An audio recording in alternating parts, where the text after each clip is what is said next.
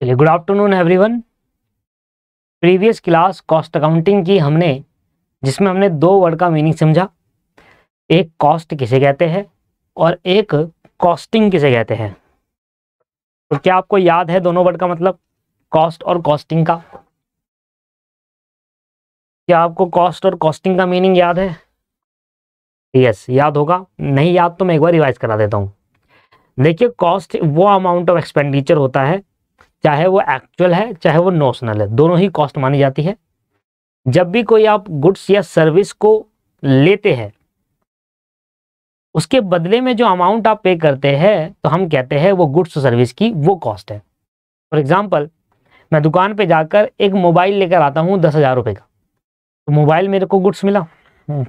मैंने कुछ चीज़ एक्वायर करी, खरीदी 10,000 रुपये की, उसके बदले मैंने 10,000 की पे करी, तो मैं कहा वो मोबाइल की कॉस्ट मेरी 10,000 रुपये है। मैं स्टेशनरी की दुकान पे जाकर एक पेन लेकर आता हूँ 50 रुपये का, तो वो पेन की कॉस्ट मेरी क्या हो गई? 50 रुपये हो गई। इसके बाद मैंने आपसे बताया था कि एक होती है नोशनल कॉस्ट, एक होती है एक्चुअल कॉस्ट। एक्चुअल कॉस्ट का मैंने मतलब बताया था कि जब भी कोई पर्सन अपनी जेब से पेमेंट कर रहा है और वो पैसा दूसरों की जेब में जा रहा है तो उसको हम एक्चुअल कॉस्ट कहते हैं। और जब भी कोई पर्सन अपनी जेब से पे करके अपनी ही जेब में वापस रख देता है, उसको नोशनल कॉस्ट कहते हैं। इसका मैंने एक एग्जाम्पल दिया था कि एक पर्सन अपने ही घर में अपना ही बिजनेस खोल लेता है, तो भले ही वो अपने घर में अपना बिजनेस खोल रहा है, इससे मतलब नहीं होता। बिजनेस को as an rent to owner करके पे करना ही पड़ेगा और अपनी जेब से अपने जेब में ही पैसा डालेगा वो, बट बिजनेस के अंदर शो करना पड़ेगा कि हमने रेंट ऑनर को पे किया है एज एन एक्सपेंस। इसको बोलते हैं नोशनल कॉस्ट। कॉस्ट वो अमाउंट ऑफ एक्सपेंडिचर होता है, चाहे वो एक्चुअल एक्सपेंडिचर है वो चाहे नोशनल है, दोनों ही एक्सपेंडिचर को कॉस्ट मानेंगे। जब भी कोई गुड्स और सर्विसेज मैं लेता हूं, उसके बदले में जो अमाउंट पे करता हूं इन टर्म्स ऑफ मनी, वो कॉस्ट मानी जाती है। जबकि कॉस्टिंग क्या है? मैंने कहा एक पेन मैंने खरीदा है 50 रुपए का, तो मैंने पेन खरीदा, उसके बदले में 50 रुपए करे। अब ये 50 रुपए आया कैसे? तो किसी भी प्रोडक्ट की कॉस्ट को कैलकुलेट करने के लिए जो टेक्निक और मेथड हम इस्तेमाल करते हैं, उस टेक्निक और मेथड को कॉस्टिंग कहा जाता है। किसी भी प्रोडक्ट की कॉस्ट को कैलकुलेट करने के लिए कोई टेक्निक, मेथड या प्रोसेस जब आप लगाते हो, तो उस टेक्निक, मेथड, प्रोसेस को क्या कहा जाता है? कॉस्टिंग कहा जाता है। ये दो बातें मैंने आपको पढ़ाई थी, कॉस्ट और कॉस्टिंग का मतलब। आज हम पढ़ने जा रहे हैं कॉस्ट अकाउंटिंग। जब आप देखेंगे कॉस्ट अकाउंटिंग ये डेफिनेशन, तो आपके नाम पे ही क्या आ रहा है? कॉस्ट अकाउंटिंग आ रहा है। Accounting is an art of recording, classifying, summarising, analysis, interpretation in terms of money. Account की डेफिनेशन क्या होती है? Accounting is an art of recording. तो अकाउंटिंग में क्या करते हैं? हम रिकॉर्ड करते हैं, क्लासिफाई करते हैं, समराइजिंग करते हैं। सिमिलरली कॉस्ट अकाउंटिंग में भी हम यही करते हैं। अच्छा मुझे बताओ, अकाउंटिंग में आप क्या करते हो? अकाउंटिंग के अंदर आप क्या करते हैं? रिकॉर्डिंग करते हैं। रिकॉर्डिंग कहाँ करते हो? सर जर्नल एंट्रीज के अंदर रिकॉर्डिंग करते हैं। फिर उसके बाद आप करते हो क्लासिफिकेशन। जर्नल एंट्री के बाद क्या करते हो? क्लासिफाई करते हो। वो कहाँ करते हो सर? लेजर अकाउंट में। ठीक है। और फिर लेजर अकाउंट बनाने के बाद, क्लासिफाई करने के बाद आप करते हो समराइजिंग। तो समराइजिंग कहाँ करते हो आप? ट्रायल बैलेंस में और फाइनल अकाउंट्स, पीएनएल अकाउंट और बैलेंस शीट के अंदर समराइजिंग करते हैं। इस तरीके से आपका अकाउंटिंग वर्क करती है। सिमिलरली कॉस्ट अकाउंटिंग भी ऐसे ही है। Cost accounting is that of recording, वही इधर रिकॉर्डिंग, जैसे अकाउंटिंग में रिकॉर्डिंग जर्नल एंट्री में करते हैं, यहां पर कॉस्टिंग जर्नल एंट्री बोलते हैं। जैसे कि वहां पर जर्नल एंट्री कहते हैं, यहां पर कॉस्टिंग जर्नल एंट्री कहते हैं। क्या कहते हैं, क्या नाम देते हैं? Costing journal entry.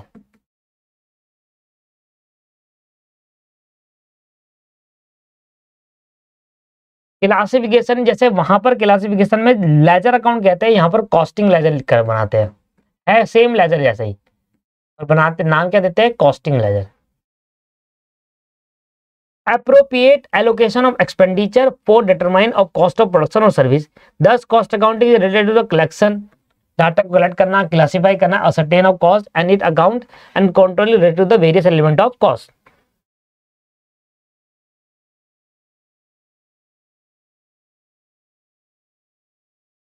अब यहां पर एक वर्ड आता है appropriation, appropriate allocation of expenditure, appropriate allocation of expenditure. इधर देखिए, कॉस्ट अकाउंटिंग क्या है, इधर से समझ में आएगा ज्यादातर, ये आपका अच्छे समझ में आएगा क्लियरली। कॉस्ट अकाउंटिंग क्या है? कॉस्ट अकाउंटिंग के अंदर हम रिकॉर्डिंग करते हैं, रिकॉर्डिंग के अंदर कैसे हैं, costing general entries. Cost accounting के अंदर हम क्लासिफिकेशन भी करते हैं, क्लासिफिकेशन में costing ledger account. Costing accounting में समराइजिंग करते हैं, समराइजिंग में costing trial balance, costing P&L account, ये बनाते हैं समराइजिंग के अंदर। तो यहाँ पर कॉस्टिंग वर्ड का इस्तेमाल करते हैं, वहां पर सिर्फ ट्रायल बैलेंस P&L अकाउंट बनाते हैं, यहाँ पर कॉस्टिंग P&L अकाउंट या कॉस्टिंग ट्रायल बैलेंस बोलते हैं।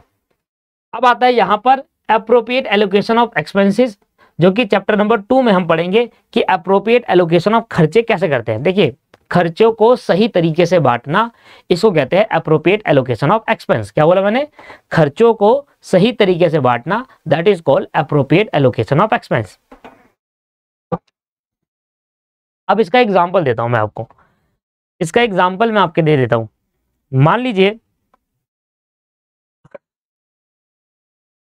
मान लीजिए आप एक नमक की थैली लेकर आते हो, वो आपको पड़ती है 30 रुपए की, ठीक है। दुकान पे गए और आपने एक नमक की थैली ली, आटा सॉल्ट, और वो आपको 30 रुपए की पड़ी। अब उस नमक की थैली में आपने 100 बार सब्जी बनाई, उस नमक की थैली में आपने क्या बनाई, 100 बार सब्जी बनाई, और 100 बार आपका एक रेस्टोरेंट का बिजनेस है, आप उस नमक की थैली में से 100 बार सब्जी बनाकर बेचते हो। तो एक बात मुझे बताना, क्या वो 30 रुपए मैं एक सब्जी में उसका पैसा चार्ज करूंगा, नमक पूरी नमक की थैली का जो 30 रुपए मैंने पे करा था वो एक सब्जी में चार्ज होगा, या 100 की 100 सब्जी में उसको चार्ज करूंगा। चार्ज करने का मतलब है कस्टमर से पैसा एक सब्जी में ले लूंगा। मान लो फॉर एग्जाम्पल मटर पनीर की सब्जी बनाई मैंने, उसमें मैंने नमक डाला, तो क्या वो नमक जो 30 रुपए का मैंने लिया, वो मटर पनीर की सब्जी में से पैसा ले लूं उसका पूरा 30 का 30, या जितना खर्चा आपने नमक की थैली में किया वो 30 रुपए का खर्चा, उसमें से आपने उस पर नमक की थैली वो कितनी बार सब्जी बनाई, सर 100 बार बनाई, तो उस 30 रुपए के खर्चे को 100 बार बांट दो। इसको कहते हैं एक्सपेंसेस को सही तरीके से बांटना। क्या बोलते हैं उसको, appropriate allocation of expenses. Simple है, एप्रोप्रिएट एलोकेशन ऑफ एक्सपेंसेस। मैं यहां पर गया, मैं एक दुकान पे गया एक बुक लेने, दुकान पे मैं 5 बुक लेने गया। अब 5 बुक लेने दुकान पे गया, हर एक बुक की कॉस्ट थी मेरी 100 रुपए, 100 रुपए की एक बुक आ रही थी, 5 बुक की कॉस्ट होगी 500 रुपए। अब मैं जब दुकान पे जा रहा था तो मैंने बस में किराया दिया 20 रुपए का जाना और 20 रुपए का आना, 25 जाना 25 आना, मैंने 50 रुपए का किराया दे दिया। तो बुक खरीदने के लिए मैंने कितना किराया भरा, 50 रुपए का। तो ये जो खर्चा है पर किराया, वो क्यों भरा मैंने, क्योंकि मुझे बुक खरीदनी थी, तो इसका बर्डन किस पे बढ़ेगा, बुक की कॉस्ट पर बढ़ जाएगा। तो अब मैं बोलूंगा कि मेरी बुक है तो 100 रुपए की खरीद, परचेज कॉस्ट तो मेरी 100 रुपए है, पर जो किराया है वो भी बुक की कॉस्ट में ऐड होना चाहिए। और फ्यूचर में जाकर जब मैं ये बुक आगे जाके बेचूंगा तो मैं उसको 100 रुपए चार्ज नहीं करूंगा, 100 तो मेरे को खरीद पड़ी, उसके बाद मैंने आने आने खर्चा भी तो हुआ इस बुक खरीदने में 50 रुपए, वो मैंने बुक की 5 कॉस्ट में बांट दिया, क्योंकि 50 रुपए खर्च करे 5 बुक खरीदने में, तो एक बुक पे कॉस्ट पे कितनी आई, 10 रुपए। तो मैं कहूंगा मेरे को एक बुक कितने की पड़ी, 110 रुपए की। तो खर्चों को सही तरीके से बांटना ही क्या होता है, appropriate allocation of resources. Cost accounting की अगर बात करूं तो cost accounting is an art of recording, classify, summarising and appropriate allocation of expenses. इन 4 चीज को जब हम जोड़ देते हैं तो बन जाता है कॉस्ट अकाउंटिंग। रिकॉर्ड करना, एंट्री पास करना, जनरल एंट्री रिकॉर्ड करना, फिर लेजर अकाउंट बनाना कॉस्ट अकाउंटिंग में भी, और फिर ट्रायल बैलेंस और P&L अकाउंट बना के बाद नेट प्रॉफिट निकाल लेना, और फिर सभी तरीके के खर्चों को एप्रोप्रिएट एलोकेशन करना, सही खर्चों को सही तरीके से एलोकेट करना, सही तरीके से बांटना, इसको बोलते हैं एप्रोप्रिएट एलोकेशन ऑफ रिसोर्सेज या एक्सपेंसेस।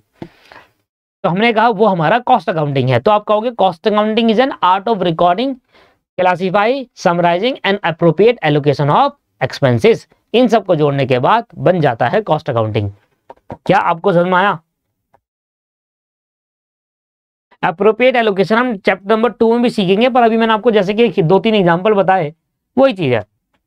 एक नमक की थैली 30 रुपए की आई, उसमें से मैंने 100 सब्जी बनाई, तो ये 30 रुपए 100 सब्जियों में बांटे जाएंगे, बस इतना है।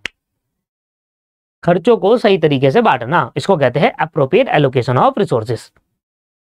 ये हो गया कॉस्ट अकाउंटिंग का मतलब। अब आ जाता है मीनिंग ऑफ कॉस्ट अकाउंटेंसी। तो मैंने आपको कॉस्ट का मतलब बताया, कॉस्ट अकाउंटिंग का मतलब बताया, कॉस्ट का मतलब बताया पहले, फिर कॉस्टिंग का मतलब बताया, फिर कॉस्ट अकाउंटिंग का बताया, अब आ गया कॉस्ट अकाउंटेंसी।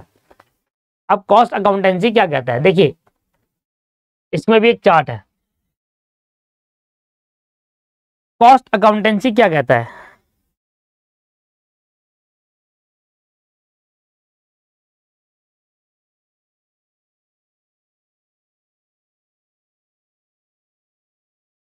अगर आप सिंपल तरीके से समझे कि कॉस्ट अकाउंटिंग क्या होता है, जब आप कॉस्टिंग प्लस कॉस्ट अकाउंटिंग करते हैं तो दोनों को मिला दो तो बन जाता है कॉस्ट अकाउंटेंसी। जैसे कि फॉर एग्जांपल, किसी भी प्रोडक्ट की कॉस्ट को कैलकुलेट करना, किसी भी प्रोडक्ट की कॉस्ट को निकालना, वो होता है कॉस्टिंग। ठीक है, जब आपने प्रोडक्ट की कॉस्ट कैलकुलेट करने के लिए कॉस्टिंग लगाई, तो कॉस्टिंग लगाने के बाद अब प्रोडक्ट की कॉस्ट आ गई। अब उसको कितना खर्चा हुआ उस खर्चे को रिकॉर्ड करना, कितना फायदा हुआ प्रॉफिट कैलकुलेट करना, लेजर अकाउंट बनाना, फिर हम कॉस्ट अकाउंटिंग भी करते हैं। तो जब हम एक प्रोडक्ट की कॉस्ट को कैलकुलेट करने के बाद उसमें अकाउंटिंग कर देते हैं तो जाकर बन जाता है कॉस्ट अकाउंटेंसी।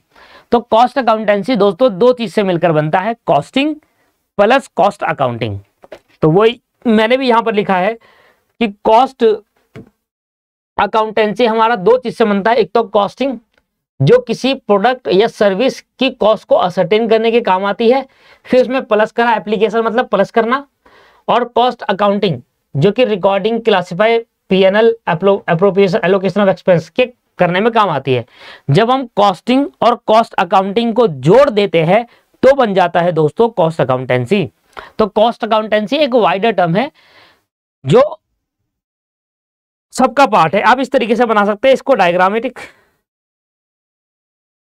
एक डायग्राम आप ऐसे बना सकते हैं कि सबसे पहले आती है कॉस्टिंग, क्यों किसी प्रोडक्ट की कॉस्ट को कैलकुलेट करना, कॉस्टिंग हुई। फिर आता है उसके बाद कॉस्ट अकाउंटिंग, जब एक प्रोडक्ट की कॉस्ट कैलकुलेट हो जाती है उसके बाद हम रिकॉर्डिंग करते हैं, लेजर अकाउंट बनाते हैं, क्लासिफाई करते हैं, समराइज करते हैं, ट्रायल बैलेंस, पीएनएल अकाउंट बना के प्रॉफिट कैलकुलेट करते हैं। और जब ये दोनों काम कर देते हैं तो इन दोनों को मिलाना ही क्या होता है, कॉस्ट अकाउंटेंसी। तो देखिए सबसे पहले क्या आता है, सबसे पहले आता है कॉस्टिंग। ठीक है, फिर क्या आता है सर, कॉस्ट अकाउंटिंग। ठीक है सर, और एंड फिर क्या आता है, कॉस्ट अकाउंटेंसी। यहां लिखोगे आप, सबसे पहले आता है कॉस्टिंग, किसी भी प्रोडक्ट की कॉस्ट को कैलकुलेट करना ही कॉस्टिंग होती है। फिर आता है कॉस्ट अकाउंटिंग, और जब कॉस्टिंग और कॉस्ट अकाउंटिंग दोनों इकट्ठा करते हैं, कॉस्ट अकाउंटिंग में क्या करते हैं, रिकॉर्ड करना, लेजर अकाउंट बनाना, जर्नल, लेजर, ट्रायल बैलेंस और पीएनएल अकाउंट बनाना। जब ये दोनों जुड़ जाते हैं तो फिर आता है कॉस्ट अकाउंटेंसी।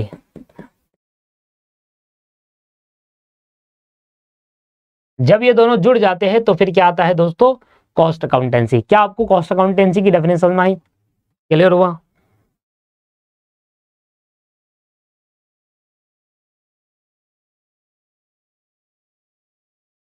देखिए, cost accounting is the application of costing and cost accounting. Application मतलब जोड़ना। तो कॉस्ट अकाउंटिंग क्या है, इज द समीशन, समीशन भी लिख सकते हैं आप, एग्रीगेट भी लिख सकते हैं।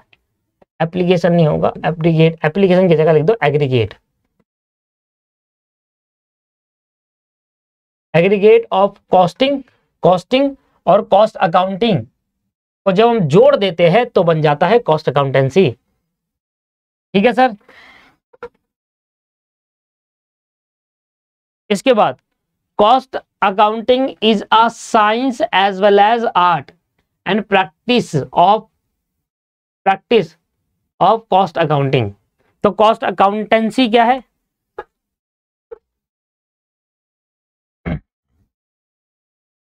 इसको है कॉस्ट अकाउंटेंसी।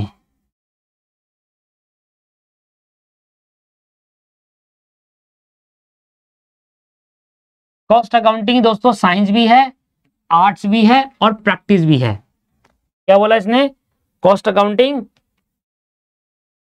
कॉस्ट अकाउंटेंसी क्या है sir, cost accountancy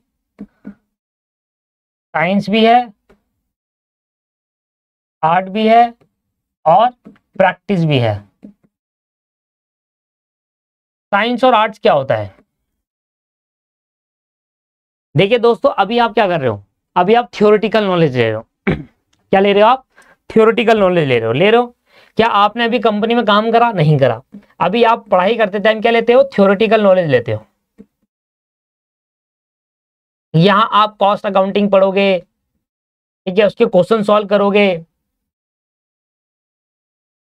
cost accounting पढ़ोगे, क्वेश्चन सॉल्व करोगे, अकाउंटिंग पढ़ोगे, पर इसको कभी कंपनी पे भी अप्लाई करोगे? अभी तो आप थ्योरेटिकल नॉलेज ले रहे हो, राइट? अभी आप पढ़ रहे हो, फिर मैं आपको क्वेश्चन कराऊंगा, आप क्वेश्चन भी करोगे, पर एक्चुअली कंपनी में तो आपने काम नहीं किया ना। अच्छा एक बात बताओ, डायरेक्टली आप कंपनी में काम कर सकते हो? नहीं। जब तक आपको थ्योरेटिकल नॉलेज नहीं होगी तब तक आप कंपनी में काम नहीं कर सकते। तो जब आप पढ़ाई करते हैं दोस्तों, तब आप थ्योरेटिकल नॉलेज लेते हैं। तो जब अभी आप कॉस्टिंग पढ़ रहे हो, वो कॉस्ट अकाउंटिंग एक साइंस है, अभी आप साइंस के तौर पे पढ़ रहे हो उसको, कि हमें थ्योरेटिकल नॉलेज मिल रही है। जब आप बन जाओगे प्रोफेशनल सीएमए बन जाओगे, उसके बाद आपको जो नॉलेज मिलेगी, जो आपकी नॉलेज थी during the period of CMA, वो आप प्रैक्टिकली अप्लाई करोगे इन कंपनी, तो उसको कहते हैं आर्ट्स। जब हम प्रैक्टिकली अप्लाई करते हैं उसको क्या कहते हैं? अभी मैं ledger, journal ledger, trial balance, profit and loss account कहां बनाता हूं? बुक में बनाता हूं, अपनी कॉपियों में बनाता हूं, एक्चुअली किसी कंपनी के तो नहीं बनाता। तो ये क्या है, अभी आप जो पढ़ रहे हो वो क्या है? थ्योरेटिकल नॉलेज है। तो थ्योरेटिकल नॉलेज को साइंस कहते हैं। जब आप थ्योरेटिकल नॉलेज ले लेते हो, उसके बाद आप इस नॉलेज को प्रैक्टिकली अप्लाई करते हो, दैट इज कॉल्ड आर्ट्स। तो कॉस्ट अकाउंटेंसी दोस्तों साइंस भी है, आर्ट्स भी है। प्रैक्टिकली किसी कंपनी में, अब आप कह रहे हो यार मैं खुद की अपनी एक फर्म खोलूंगा, खुद की अपनी एक कंपनी खोलूंगा। तो जब आप सीएमए बन जाओगे, तो सीएमए बनने के बाद आप खुद की अपनी एक फर्म खोलोगे, उसको कहते हैं प्रैक्टिस। जब आप खुद का अपना काम करते हो तो उसको हम क्या कहते हैं? प्रैक्टिस कहते हैं, कि मैं खुद का अपना काम कर रहा हूं, मेरा खुद की प्रैक्टिस चल रही है, दैट इज कॉल्ड प्रैक्टिस। तो कॉस्ट अकाउंटेंसी में साइंस, आर्ट और प्रैक्टिस तीनों कह सकते हैं। Cost accounting is an aggregate of costing plus cost accounting. तो कॉस्ट अकाउंटेंसी दोस्तों कॉस्टिंग और कॉस्ट अकाउंटिंग का एग्रीगेट है, सम है। कॉस्ट अकाउंटेंसी एक साइंस भी है, एक आर्ट्स भी है और प्रैक्टिस भी है। साइंस जिसे हम थ्योरेटिकल नॉलेज लेते हैं वो साइंस कहलाता है। जब उस थ्योरेटिकल नॉलेज को प्रैक्टिकली अप्लाई करते हैं तो आर्ट्स कहलाता है। कहीं जॉब कर लिया तो वो आर्ट्स है। और जॉब करने के बाद आपने देख लिया कि यार अब मैं अपना कर सकता हूं काम, तो जब खुद का काम आप इसे स्टार्ट करते हो तो उसको कॉस्ट अकाउंटेंसी इन प्रैक्टिस कहते हैं, कि आप प्रैक्टिस में हो, आप सीएमए कर लिया, जॉब नहीं कर रहे, खुद का काम कर रहे हो, दैट इज कॉल्ड प्रैक्टिस।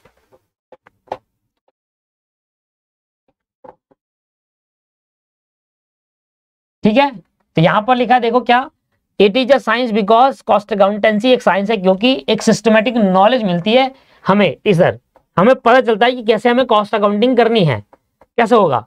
तो और ये आर्ट इसलिए क्योंकि जब आपको नॉलेज होगी तभी आप अपनी एबिलिटी और स्किल्स को दिखा सकते हो, कि हाँ मुझे ऐसे कॉस्ट निकालनी है किसी प्रोडक्ट की, ऐसे कॉस्ट निकलेगी एक्चुअल में कंपनी में। तो थ्योरेटिकल नॉलेज जब तक आप ले रहे हो तब तक तो कॉस्ट अकाउंटेंसी है, इधर साइंस है। और जैसी थ्योरेटिकल नॉलेज के बाद आप प्रैक्टिकली इस चीज को अप्लाई कर देते हैं किसी कंपनी में, किसी कंपनी का काम करते हैं, वो एक आपके पास आर्ट्स माना जाता है। This is the end of this first chapter of part 1। तो पहले चैप्टर का पार्ट 1 का एंड हो गया दोस्तों हमारा। तो अगर मैं आपको और दिखाऊं तो इसके अंदर और क्या क्या है।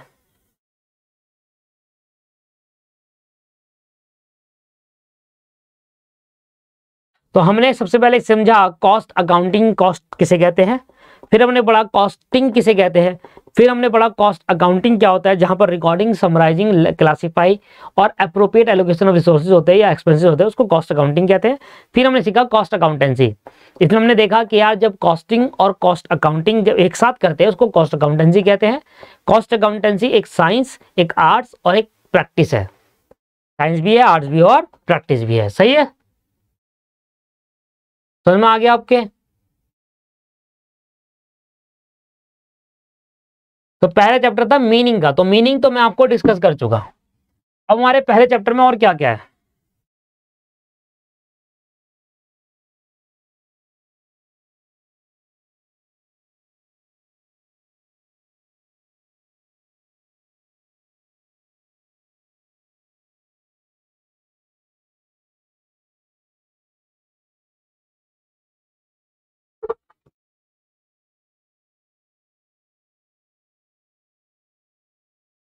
ये देखो मैंने आपको क्या क्या कराया।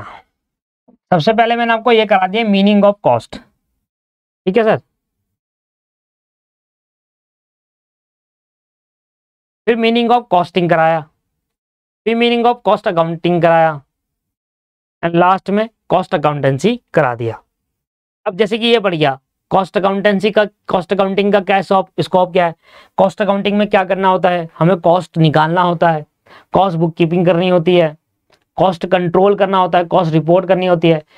फिर ये objective of cost accounting, scope, objective है ना, पहले चैप्टर में ये रह गया स्कोप, सिग्निफिकेंस, मैथड्स, ये तो मैं आपको बता दूंगा, ये जरूरत नहीं, ये तो आगे हम पढ़ते जाएंगे, मैथड्स हम आगे सीख लेंगे, सिस्टम्स ये भी हम आगे सीख लेंगे। पहले चैप्टर में नहीं, मैंने ये वाला जो मैंने डाल रखा अपने नोट्स के अंदर, वो मैंने इसको दूसरे चैप्टर में डाल रखा है, ठीक है ना, तो कोई जरूरत नहीं है। मेरे नोट्स बुक से जब हम मैच करोगे तो हो सकता है कुछ कंटेंट मैं दूसरे चैप्टर में डाल चुका हूं और इसमें पहले में दे रखा है, पर आपको मैथ सारा करेगा, सारा आएगा आपको। ऐसे जैसे कि स्टैंडर्ड कॉस्टिंग, ये मेरे नोट्स में सब मिल जाएगा आपको, एक एक करके मैच कर लेना। सिस्टम्स क्या है, मैथड्स क्या है, टेक्निक्स क्या है, ये सब मिल जाएंगे। जैसे कि ये दे रखा है आपको कॉस्ट अकाउंटिंग और फाइनेंशियल अकाउंटिंग में क्या डिफरेंसेस है। ये अब आपका यहाँ दूसरा चैप्टर चालू हो गया। तो पहले चैप्टर के अंदर हमने क्या पढ़ा, सबसे पहले चैप्टर के अंदर हमने पढ़ा कॉस्ट का क्या मतलब है, कॉस्ट अकाउंटिंग का क्या मतलब है, कॉस्टिंग का मतलब, कॉस्ट अकाउंटेंसी का क्या मतलब है। इसके बाद पहले चैप्टर में मैं क्या क्या अभी छुड़वा रहा हूं, एक तो scope of cost accounting, objective of cost accounting और significance of cost accounting and difference between cost and financial accounting. 4 point छूट गए। ये 4 पॉइंट मैं कराऊंगा लास्ट वाली क्लास जो हमारी होगी कॉस्ट अकाउंटिंग की, उसमें, क्योंकि अगर मैं डायरेक्टली आपको थ्योरी पढ़ाने लगा तो आप बोर हो जाओगे, सिंपल सी बात ये है। तो क्या क्या याद रखिएगा, क्या क्या बच गया, एक तो स्कोप ऑफ कॉस्ट अकाउंटिंग बच गया, ठीक है,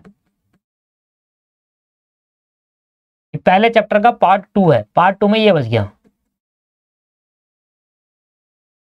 एक ऑब्जेक्टिव ऑफ कॉस्ट अकाउंटिंग है, ऑब्जेक्टिव ऑफ कॉस्ट अकाउंटिंग। एक है इंपॉर्टेंस, सिग्निफिकेंस कहते हैं इंपॉर्टेंस को, सिग्निफिकेंस ऑफ कॉस्ट अकाउंटिंग है। और scope of cost accounting, objective, significance और डिफरेंस बिटवीन, ये 4 पॉइंट रह गए। Difference between cost accounting and financial accounting, इन दोनों में क्या डिफरेंस होता है।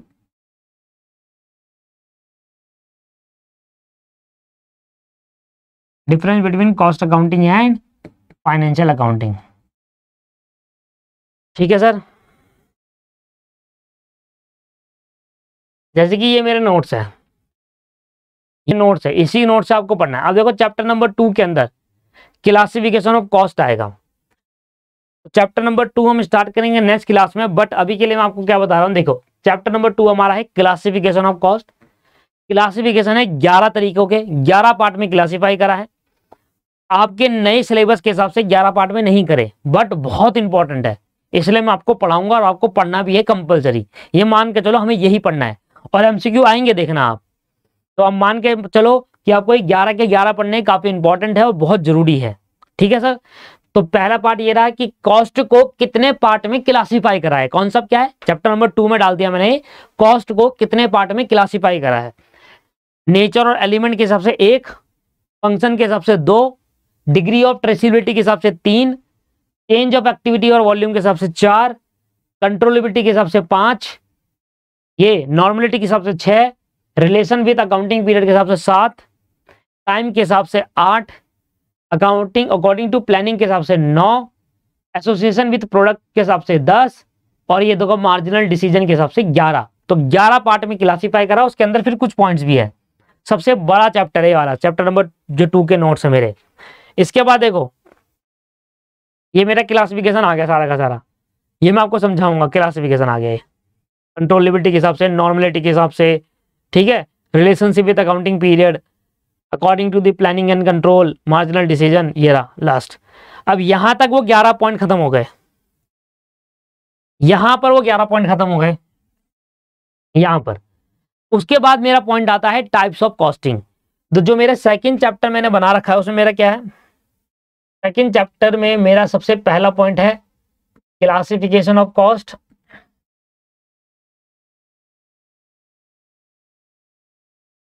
ठीक है सर। दूसरा चैप्टर है टाइप ऑफ कॉस्टिंग, कितने टाइप की कॉस्टिंग होती है। दूसरा चैप्टर है मेरा type of costing, uniform costing, marginal costing, standard costing, historical costing, direct costing, apportion costing. और देखो ये इन्होंने पहले चैप्टर में दे रखा है,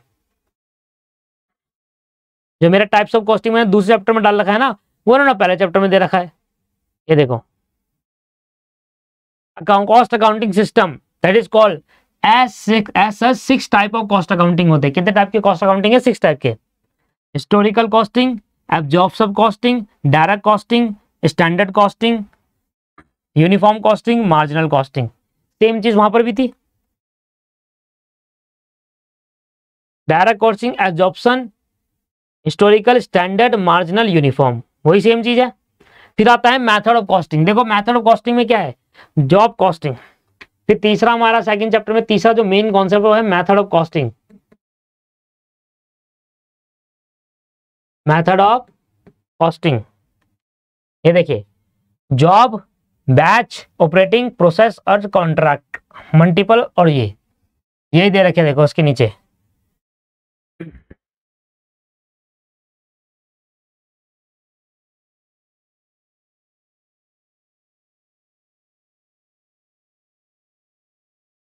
देख लो मेथड ऑफ कॉस्टिंग, और वही मेरा वो भी था मेथड ऑफ कॉस्टिंग। तो सारा डाल रखा है जो भी आपकी बुक में, हो सकता है आगे पीछे नजर आएगा बट होगा सारा वो, ठीक है ना। देखो मेथड ऑफ कॉस्टिंग वहां भी था, यहाँ भी है, बात एक ही है। मेथड ऑफ कॉस्टिंग के बाद क्या आ जाता है? हमारा सेकंड चैप्टर सबसे बड़ा है। अगर सेकंड चैप्टर हो गया ना, इसी में सबसे ज्यादा क्लास लगेगी। सेकंड चैप्टर में मान के चलो 7 से 8 क्लास लगने वाली है आपके सेकंड चैप्टर में, जो मेरे नोट्स के हिसाब से चैप्टर है। क्या आता है? Cost unit, cost centre. अब अगर आप देखेंगे तो कॉस्ट यूनिट, कॉस्ट सेंटर का हमारे पास तीसरा चैप्टर डाल दिया है इन्होंने नई सिलेबस के हिसाब से। ये तो नया चैप्टर है बिजनेस डिसीजन, ये मैं आपको पढ़ाऊंगा लास्ट में।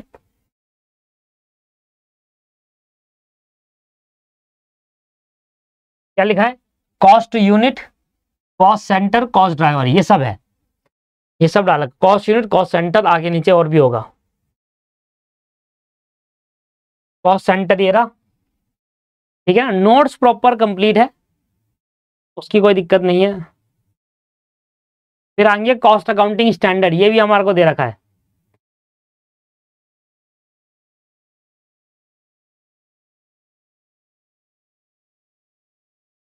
फिर आता है कॉस्ट शीट, इसको बोलते हैं cost book keeping. Cost sheet का नाम है कॉस्ट बुक कीपिंग। देखो इस चैप्टर के बाद आएगा कॉस्ट बुक कीपिंग।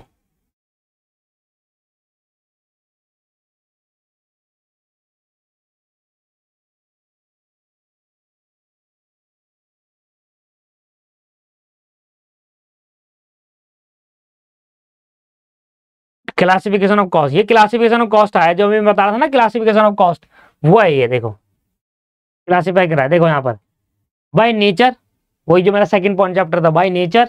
11 जो मैंने बताए थे 11। By traceability of cost, function के हिसाब से,